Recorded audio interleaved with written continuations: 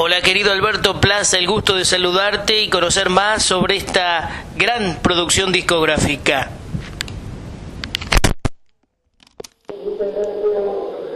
Mucho gusto de saludarte, Leandro, y a toda tu audiencia.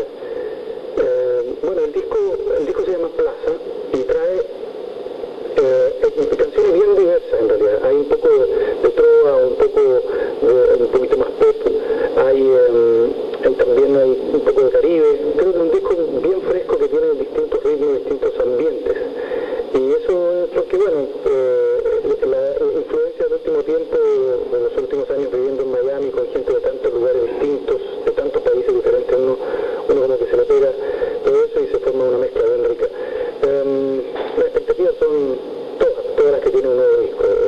La ilusión de que le guste a la gente, la ilusión de arrancar el trabajo continental, salir a mostrarlo por ahí